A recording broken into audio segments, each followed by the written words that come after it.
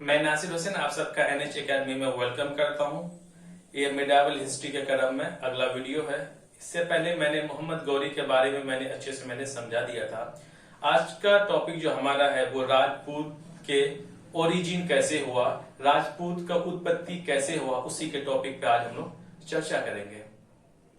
राजपूत का जो उदय उस वक्त होता है जब हर्षवर्धन का निधन हो जाता है 647 में।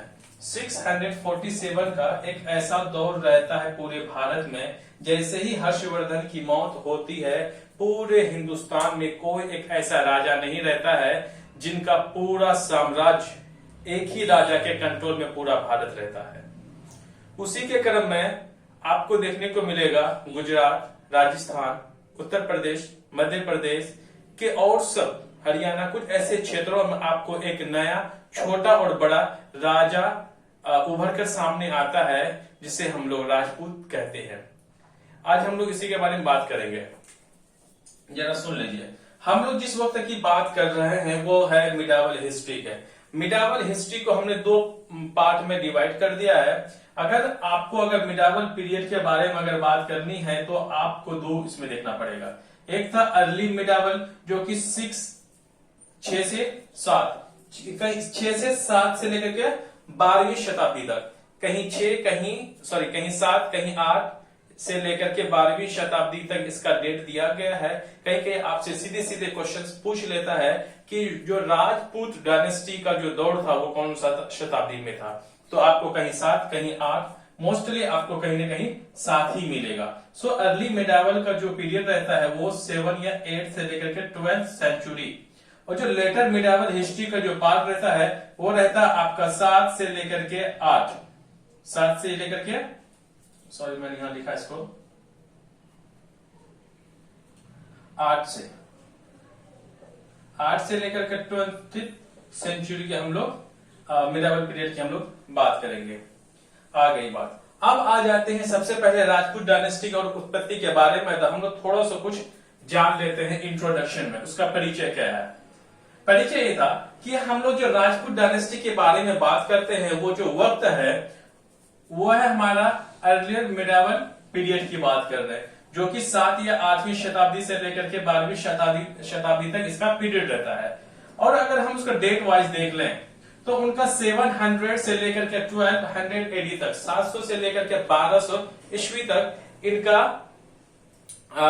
राज्य रहता है राजपूतों का। उसके बाद आ जाता है राजपुत्र। राजपुत्र एक संस्कृत वर्ड है जिसका मतलब होता है सन ऑफ किंग, राजा का बेटा। राजपुत्र एक संस्कृत वर्ड है जिसका मतलब होता है सन ऑफ किंग। ये इंट्रोडक्शन में इतनी बात थी। अब आगे आ जाते हैं ओरिजिन ऑफ राजपूत। राजपूतों का जो उत्पत्ति है इनके बारे में मिडावल हिस्ट्री के जितने भी हिस्टोरियंस रहे हैं, वो आपके चाहे इंडियन हिस्टोरियंस हो चाहे वो आपके फॉरेनर्स हिस्टोरियंस हैं, उनके बीच में एक हमेशा से एक बहुत बड़ा मतभेद रहा है राजपूत के ओरिजिन को लेकर के, उसका उत्पत्ति को लेकर के बहुत ही ज्यादा एक तरह से डिबेटिंग का टॉपिक शुरू से रहा है। उसमें से हम लोग देख लेते हैं कि राजपूत डायनेस्टी का ओरिजिन के बारे में इंडियन इतिहासकारों का, भारतीय इतिहासकार क्या कहते हैं और विदेशी जो हिस्टोरियंस हैं वो क्या कहते हैं, जरा सुन लीजिए। The origin of Rajputs has been much debated among historians।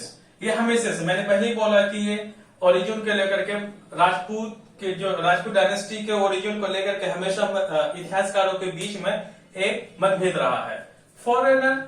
Foreigner historians, जो विदेशी इतिहासकार थे, उसका कहना है, एक कर्नल जेम्स टॉड और स्मिथ ये कहते हैं कि डिसेंडेंट्स जो वंश हैं foreign invaders such as Scythians या हुनास।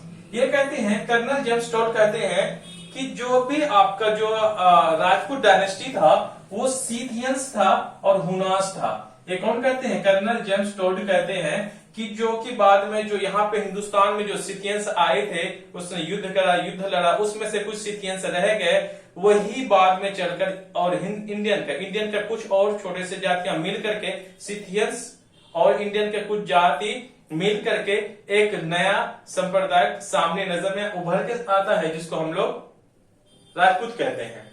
फिर वहीं पे स्मिथ का कहना यह है कि इसी के क्रम में शक और कुषाण जब भारत में इन लोग आए, युद्ध किया, युद्ध करने के बाद कुछ लोग चले जाते हैं, उसमें से कुछ कुषाण और शक रह जाते हैं। बाद में वही लोग राजपूत बनकर सामने उभर कर आते हैं। ये रह गई फॉरेनर्स की बात। अब हम लोग पढ़ते हैं इंडियन हिस्टोरियंस का। भारतीय इतिहासकार राजपूत के ओरिजिन को लेकर के क्या कहते हैं। उसमें से है जय नारायण असोपा। मैं बता दूं, इसमें आपको बहुत सारे हिस्टोरियंस मिलेंगे, सबका अलग अलग मतभेद है, लेकिन कुछ में सिमिलरिटीज है, कुछ में समानताएं हैं, लेकिन ज्यादातर में समानताएं नहीं है। उसमें से मैं कुछ इंडियन हिस्टोरियंस के बारे में कह रहा हूं। जय नारायण असोपा, इसका यह कहना है जो राजपूत्स वर ब्राह्मण्स हु बिकेम रूरल, कहता है जो ब्राह्मण्स थे जो कि रूलर्स बन के सामने आता है, जिसे हम लोग राजपूत कहते हैं। उसका कहना ये मतलब था, राजपूत जो थे वो ब्राह्मण्स ही थे, बाद में जो कि एक शासक के रूप में उभर कर आता है, उनका ये कहना था। एक आता है सीवी वेडिया। सीवी वेडिया का कहना है डिसेंडेंट्स ऑफ द एंशिएंट वैदिक आर्यन। एंशिएंट वैदिक आर्यन में लिख देता हूं यहां पे, आर्यन एंड क्षेत्र। इसका ये कहना है जो एंशिएंट, जो प्राचीन आर्यंस थे और क्षेत्रीय थे, ये राजपूत उन्हीं के वंशज में से नया एक राजा, छोटे या बड़ा, उभर कर सामने आया है। और एक थे चंद्र बरदाई। चंद्र बरदाई ये लिखते हैं अपनी किताब में कि ऋषि वशिष्ठ, जो कि ये पृथ्वी रासों का राइटर भी रहे हैं, चंद्र बरदाई, इसका ये कहना है, ये दिए थे अग्निवंशी क्लेंस। ये कहा था कि ऋषि वशिष्ठ जब माउंट आबू पर्वत पर जब वो यज्ञ कर रहे थे और वो भगवान से प्रार्थना कर रहे थे कि जब वशिष्ठ का जब बहुत सारे दैत्य उनको परेशान कर रहे थे, वहां के आसपास के लोगों को, उन्हीं दैत्यों से उनको आजादी करने के लिए भगवान से प्रार्थना कर रहे थे। और ऋषि चंद्र बरदाई लिखते हैं कि उन्हीं में से अग्निवंशी, अग्निकुंड में से चार कुल या फिर 4 क्लेन्स निकल के सामने आते हैं, जिसे हम लोग राजपूत के नाम से कहते हैं। और चंद्र बरदाई अपनी किताब में ये भी लिखते हैं कि उनमें से 36 राजपूत के क्लेन्स थे। जो टोटल राजपूत के जो जातियां थी वो कुल मिलाकर के 36 थे, लेकिन अग्निकुंड से ऋषि वशिष्ठ जहां पे यज्ञ कर रहे थे, उस अग्निकुंड में से 4 जातियां निकल कर आती हैं। वो 4 जातियां कौन कौन सी, मैं बता देता हूं। पहले है प्रतिहारस, चौहान, परमार और चालुक्य। यही ऐसे चार क्लेन्स या जातियां रही जो कि अग्निकुंड से निकलते हैं। अग्निकुंड का जो सिद्धांत था, अग्निकुंड का जो सिद्धांत था वो चंद्र बरदाई के द्वारा लिया गया है, लेकिन बहुत सारे इतिहासकारों को माना जाता है कि जो क्लेन्स निकले थे अग्निकुंड से, ये बिल्कुल एक काल्पनिक है, एक बिल्कुल एक फिक्शनल नैरेटिव है। उसी के हिसाब से हम लोग पढ़ते हैं। और क्वेश्चंस आपके इसमें ना के बराबर पूछा जाता है, लेकिन हाँ आपसे एक पूछा जाता है अग्निवंशी क्लेन्स। अग्निवंशी क्लेन्स किसने दिया, इसके बारे में किसने कहा था? चंद्र बरदाई अपने किताब में लिखते हैं। ओके, अब हम लोग आ जाते हैं इसमें वो 36 कौन कौन से। अगर हम लोग देख लें राजपूत के ओरिजिन के हिसाब से, राजपूत क्लेन्स, राजपूत के जाति के ओरिजिन के हिसाब से ये कितनी जातियां थी? 36 को हमने 4 पार्ट्स में डिवाइड कर दिया। वो कौन कौन से? सूर्यवंश, सन ऑफ सन, तो ये सूर्यवंश, इसमें जो जितनी जातियां थी तो 6 तो 36, सूर्यवंशी के कितनी जातियां थे? 10। चंद्रवंश में इसमें भी 10 जातियां। अग्निवंश में जो आग से निकले, मैंने बता दिया आग से कौन निकले थे, यही चारों जो कि अग्निकुंड से निकले थे, इसीलिए अग्निवंश। वंश का मतलब होता है औलाद, और अग्नि का औलाद, चंद्र मतलब चांद का औलाद, सूर्य मतलब सूरज का औलाद, और होता है ऋषि वंश जो कि नंबर में कितने थे? 12 थे। मैंने आपको ये कहा, ओरिजिन ऑफ राजपूत, राजपूत के उत्पत्ति को लेकर के हमेशा से हिस्टोरियंस के बीच में एक मतभेद रहा है। लेकिन सबसे इन सारे हिस्टोरियंस के कुल मिला के देखा जाए, उन लोग ये कहते थे कि मॉडर्न हिस्टोरियंस का ये कहना है था कि अभी भी है कि जितने भी राजपूत वंश थे वो मिक्सचर थे, कई सारे अलग अलग कम्युनिटी जाति के लोगों से मिल करके वो राजपूत कहलाया। लेकिन फिर भी अभी भी एक डिबेट का टॉपिक है, कंफर्म नहीं है। आगे बढ़ते हैं। अब आ जाते हैं हम लोग एम्पायर इंस्टीट्यूशन में। देखिए, इतिहास को अगर पढ़ना है तो सबसे पहले आपको किसी एम्पायर के बारे में पढ़ना है। एम्पायर की या किसी भी साम्राज्य के बारे में अगर पढ़ेंगे तो उसका रूलर रहा होगा, उसके कुछ न कुछ वंशज भी तो रहे होंगे। ऐसा नहीं कि एक ही आदमी ने एक एम्पायर को बनाया और वहीं से उनका खात्मा हो जाता, ऐसा नहीं। एक आदमी जब भी कोई साम्राज्य, कोई एम्पायर को क्रिएट करता है, बनाता है, उसको चलाने वाले कई सारे वंशज रहते हैं।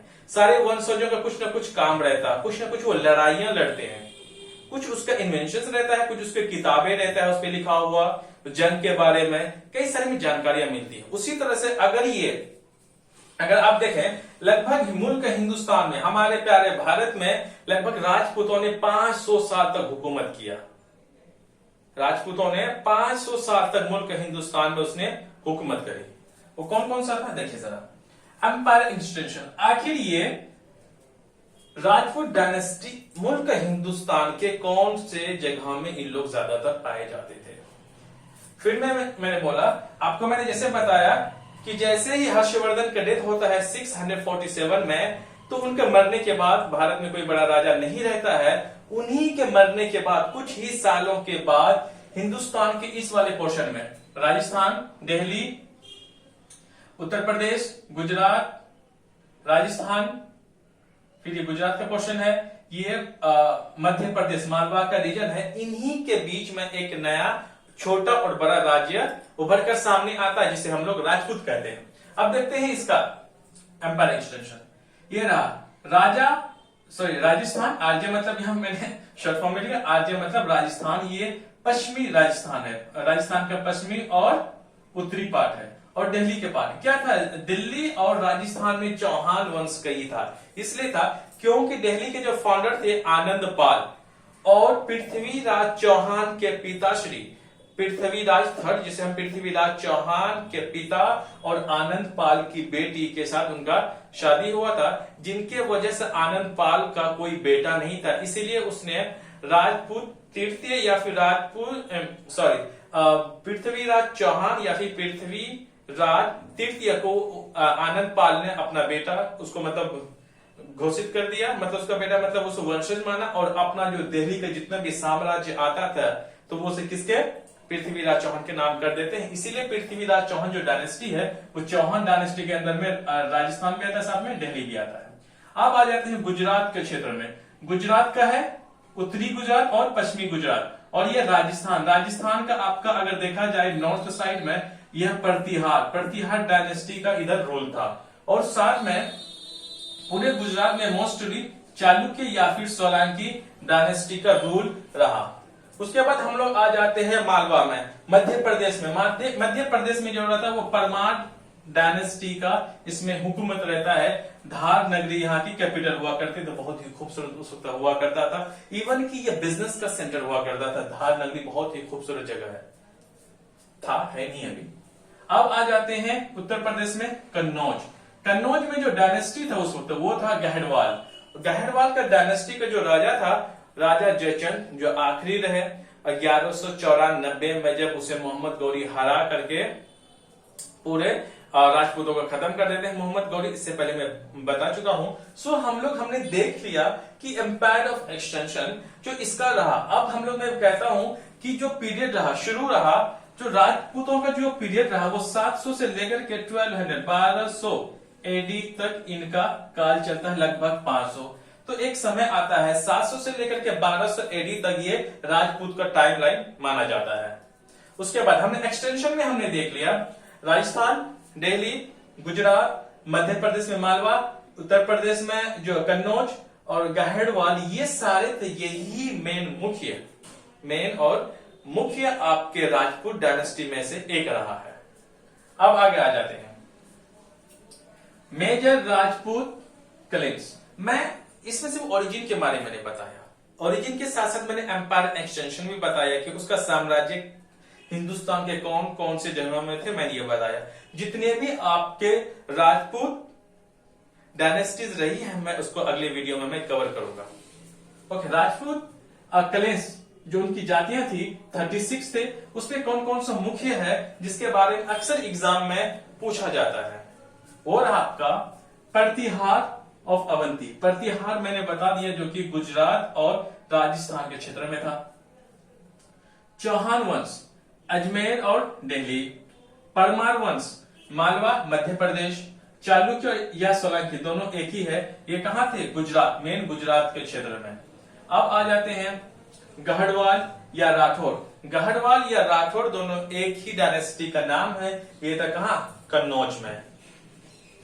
कन्नौज भी अपने आप में एक बहुत अच्छा ही जगह था, क्यों, सोर्स ऑफ मिनरल्स का जितने भी स्रोत था ये यहीं पे था, कन्नौज में। मैं हम लोग फिर इसके बारे में आगे डिस्कस करेंगे। अब आ जाते हैं 6 में है सिसोदिया ऑफ मेवाड़, ये भी था, और चंदेला ऑफ बुंदेलखंड। ये कुछ कुछ ऐसे रहे हैं जो कि मैं आपको मैं बताऊंगा, इन्हीं के बीच में ही रहा है। लेकिन एक बात है कि राजपूतों से शुरू से ही इतिहासकारों का मानना है कि हमेशा से जितने भी राजपूत थे उसको आपस में उसको उतना बनता नहीं था। आपस में कई सारे संघर्ष देखने को इंडियन हिस्ट्री में देखने को मिलता है। यही वजह रहा था कि मोहम्मद गौरी को जब पृथ्वीराज को जब तेराइन का जो सेकंड युद्ध हुआ था 1192 में, उसमें हार का कारण जो है यही रहा कि राजपूतों का आपस में बनती नहीं थी। और बाद में यही रीजन रहा कि जयचंद कन्नौज गढ़वाल का जो राजा था जयचंद, उसने पृथ्वीराज चौहान की मदद नहीं की। और फिर बाद में जब उसे मोहम्मद गौरी ने जब पृथ्वीराज को मार देता, हरा देता है, फिर बाद में बैटल ऑफ चंदावर के हिसाब से वो गढ़वाल डायनेस्टी को भी अपने गौरी मोहम्मद गौरी अपने अंडर में गढ़वाल को भी ले लेता है। इसीलिए इतिहासकारों का मानना है कि राजपूत का आपस में उनका संघर्ष कई सारे देखने को मिले हैं। मैंने यहां तक मैंने बता दिया। आज हम लोग जो नेक्स्ट वीडियो है, फिर हम लोग बात करेंगे कि हर एक डायनेस्टी के रूलर्स, संस्थापक, मतलब उसके सारे जितने एक एग्जाम में एमसीक्यू के फॉर्म में, ऑब्जेक्टिव फॉर्म में जितने भी क्वेश्चंस बनते हैं, इवन आपके कहीं मेंस में भी लिखने में मदद करेगा आपको, हम लोग उसी के बारे में बात करेंगे। Thank you very much.